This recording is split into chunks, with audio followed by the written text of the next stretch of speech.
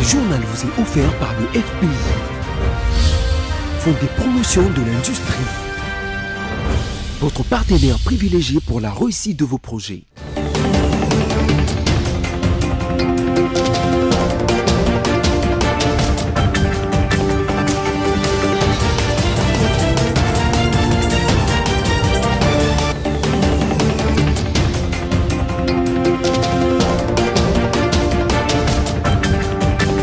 Bonsoir à tous, vous nous suivez de partout à travers le monde. Mesdames, Messieurs, nous sommes BCE Télévision, place au sommaire. Un naufrage signalé ce mardi au niveau de Kinshasa. Un bateau en provenance du Congo-Brazzaville vers le beach Ngobila a fini sa course dans les fonds du fleuve Congo, occasionnant la mort de plus ou moins 4 personnes, plusieurs disparus. Dans une lettre adressée à la Cour constitutionnelle, l'ancien Premier ministre et actuel député national Augustin Matata Ponyo a annoncé qu'il ne se présentera plus devant la haute cour dans le cadre du procès relatif à un présumé détournement des fonds destinés au parc agro-industriel de Bukangalonzo. Les détails dans un instant. Et puis, dans un esprit des responsabilités historiques et des sauvegardes de la paix républicaine, l'ODEP lance un appel solennel à un dialogue direct et sincère et apaisé entre le président en exercice, Félix Tshisekedi, et son prédécesseur, Joseph Kabila. Encore une fois, bienvenue. Débutons ce journal avec cette triste nouvelle. 4 personnes sont portées disparues ce mardi 22 avril 2025 à la suite du naufrage d'une embarcation en provenance de Brazzaville, Congo, sur les fleuves Congo. Selon le président du comité national des canonniers, Papa Dachou, ces canots rapides transportaient 16 personnes, dont 12 ont pu être sauvées de justesse. Il a assuré que les recherches se poursuivent dans l'espoir de retrouver les corps des disparus. Notons que depuis 3 ans, la traversée vers Brazzaville est conditionnée entre autres par la présentation d'un passeport. En conséquence, les opérateurs économiques, jadis habitués au laisser-passer, se disent bloqués. Et selon d'autres sources sur place, il faut également être en possession d'un carnet de vaccination. Après les décès du pape François, hier lundi 21 avril 2025, les autorités congolaises lui rendent hommage et gardent un bon souvenir du souverain pontife lors de sa visite à Kinshasa, la capitale. Hormis le chef de l'État Félix-Antoine Tshisekedi Tshilombo qui s'est rendu en premier à la nociature apostolique du Saint-Siège à Kinshasa, la première ministre Judith Suminwa Tuluka, le président de l'Assemblée nationale ainsi que les opposants regrettent la disparition du pape François qui a marqué son histoire par son humilité et un bâtisseur de paix universelle. Ginette Fika nous en dit plus. Décédé tout juste après le jour de la célébration de la Pâque, malgré la douleur de son décès, le monde entier, en particulier le fidèle catholique, garde une bonne image du pape François. En Afrique, précisément en République démocratique du Congo par exemple, les autorités et la population se souviennent de sa récente visite au pays. La première ministre congolaise n'est pas restée indifférente. Elle a présenté ses condoléances les plus émues au Saint-Siège, à la communauté catholique de la RDC et du monde entier, ainsi qu'à tous les fidèles touchés par cette disparition malheureuse. Le président de l'Assemblée nationale, Vital Kamerhe, a également rendu un vibrant hommage au souverain pontife et invite le Congolais à rester unis pour la paix et la réconciliation en RDC. Mais aussi quelques opposants, à savoir Martin Fayoulou, Moïse Katumbi et Délicé Sanga, pleurent les souverains pontifes. Ce n'est pas tout. Ce mardi, le président Félix-Antoine Tshisekedi Tshilombo, le président de la RDC, s'est rendu ce matin à la nociature apostolique, présenté les condoléances et laissé un message dans les registres de condoléances. Sachez que le pape François est né en 1936, ordonné prêtre en 1969 et en 1992. Il devient évêque auxiliaire, mais aussi président de la conférence épiscopale de 2005 à 2011.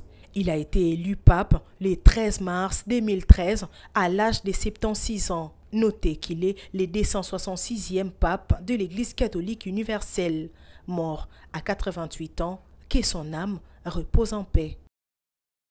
Affaire Boukangalonze, on en parle encore dans ce journal. Malgré les démarches menées par l'ancien Premier ministre Augustin Matata Ponyo, ces derniers jours, la Cour constitutionnelle a confirmé pour ce mercredi la poursuite des audiences publiques dans cette affaire opposant Matata Ponyo, Deo Gracias et Christophe Grobler. Ginette Fika revient.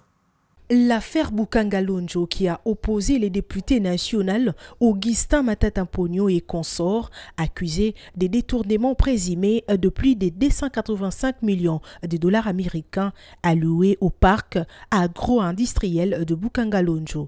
À l'époque où le président du LGD, Matata Ponyo, était Premier ministre sous le régime Kabila, continue de faire ses effets. Les procès qui avaient repris le 14 avril dernier à la Cour constitutionnelle, au cours de laquelle la requête de l'ancien Premier ministre Augustin Matata Ponyo a été rejetée par la Cour. Après cette audience, Matata Ponyo a décidé d'arrêter ses comparutions devant la Cour et s'est plié cependant aux exigences des institutions à laquelle il appartient, qui n'est rien d'autre que l'Assemblée nationale. La dite décision a été alors prise dans une correspondance adressée par le président de la Cour constitutionnelle, le député national. Augustin Matata Ponyo a rappelé la position prise par l'Assemblée nationale concernant les poursuites contre un parlementaire. Malheureusement pour lui, la Cour constitutionnelle a confirmé la poursuite en ce mercredi 23 avril 2025 des audiences publiques. Après toutes ces démarches, Matata Ponyo se présentera-t-il? Affaire à suivre.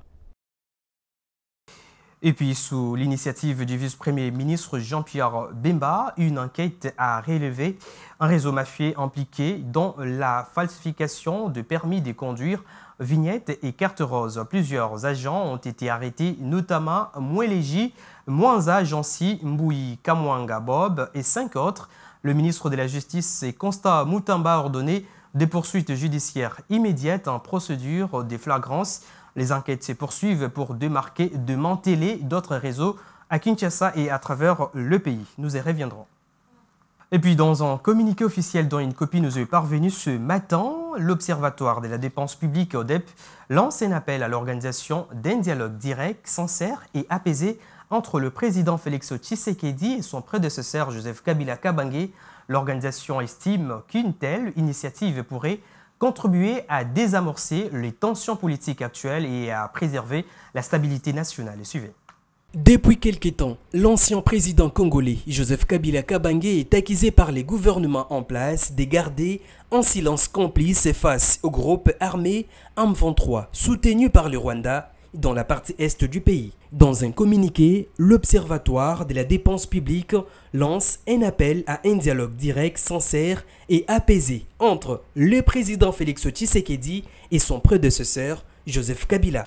Une telle démarche, rajoute Florimo Mouteba dans ses communiqués, constitue une démarche de haute portée symbolique, mais surtout un levier stratégique de stabilité institutionnelle. Par ailleurs, l'Observatoire de la dépense publique dénonce avec la plus grande fermeté les dérives politiques et médiatiques observées autour de l'ancien président Joseph Kabila. Il est inacceptable dans un état de droit que des accusations aussi graves soient exposées sur la place publique en dehors de tout cadre judiciaire régulier au mépris des droits garantis à tout citoyen et compris à un chef d'État, déplore Florimo Mouteba. En définitive, l'ODEP rappelle que toute poursuite judiciaire doit être conduite par des juridictions compétentes dans le strict respect des règles de procédure, de la présomption d'innocence et de l'indépendance de la justice. La démocratie ne saurait tolérer que la justice serve de champ des règlements des comptes politiques ou des représailles institutionnelles. Notons que Joseph Kabila Kabange a dirigé la République démocratique du Congo pendant 18 ans, soit de 2001 à 2019, avant de transmettre le pouvoir à Félix Tshisekedi. Et puis à l'international, le régime militaire au pouvoir au Burkina Faso a affirmé le lundi 21 avril 2025 soir avoir déjoué un grand complot en préparation en visant à s'aimer les chaos total et dont les cerveaux seraient localisés en Côte d'Ivoire. Suivez. Au Burkina Faso, le ministre de la Sécurité Mahamadou Sana a révélé qu'une tentative de coup d'État a été récemment déjouée. Selon ses déclarations, cette opération était orchestrée par des militaires en service et à la retraite en connivence avec des chefs terroristes. Parmi les officiers impliqués figure notamment Barré Abdraman. Le plan visait à créer le chaos dans le pays et à le placer sous l'influence d'une organisation internationale non précisée. Les autorités affirment que des messages ont été diffusés au sein de l'armée pour s'aimer la confusion, tandis que certains leaders religieux seraient également impliqués dans ce complot. Une attaque ciblant le palais présidentiel était prévue pour le 16 avril dernier dans le but de désorganiser l'armée. Un mot de sport avant de boucler ce journal. Les sélectionnaires de l'équipe nationale de football de moins de 20 ans, Guy Boukassa, a publié dans la soirée du lundi 21 avril 2025 la liste de 24 joueurs retenus pour la phase finale de la 17e édition de la Coupe d'Afrique des Nations U20 prévue en Égypte. Pour en savoir un peu plus, la rédaction de BC Télévision a contacté les journalistes et analystes sportifs Michel Ngongo, depuis reçu plus précisément dans la ville de Moscou, qui pense que les sélectionnaires a martelé sur la méritocratie tout en espérant que la victoire appartient à la République démocratique du Congo dans cette compétition. On l'écoute. C'est une ossature garnie, très très bonne ossature que j'apprécie parce qu'il a martelé sur la méritocratie, parce que nous voyons de jeunes joueurs mais qui sont pétris des talents, qui sont capables de faire la différence et de défendre valablement la République démocratique du Congo dans cette compétition. Surtout que l'objectif reste clair de paraffer pour la première fois cette étoile que nous envisageons, nous tous, parce que c'est depuis un certain moment, nous voyons que la RDC est en train de nous présenter une nouvelle identité du football dans chaque niveau. On voit avec la République démocratique du Congo senior, A-prime et les autres, j'en passe. Alors, concernant l'avenir ou la chance de l'équipe congolaise, je pense qu'ils ont pris le temps d'affûter les armes, pas pour aller se limiter en cours de route, mais plutôt d'aller gagner cette coupe et revenir avec cette coupe en République démocratique du Congo. Je pense que c'est difficile, mais ce n'est pas impossible, parce que nous avons une équipe capable. Le technicien, il est vraiment professionnel et capable, surtout qu'il a fait une très belle sélection. Je pense que la République démocratique du Congo a la chance d'aller plus loin dans cette compétition. Ce journal touche à sa fin avant tout les rappels des principaux titres.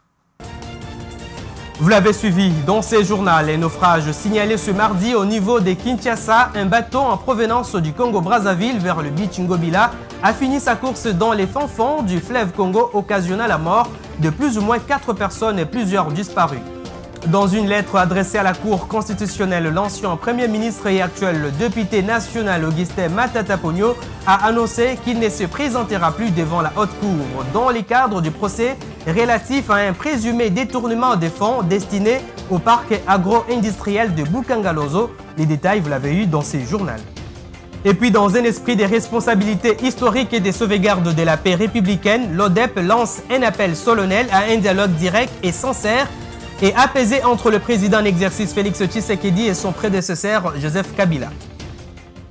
Et voilà, ce journal est complètement terminé. Merci de nous avoir suivis. Bonne suite des programmes sur votre chaîne BIC Télévision. Au revoir et à la prochaine.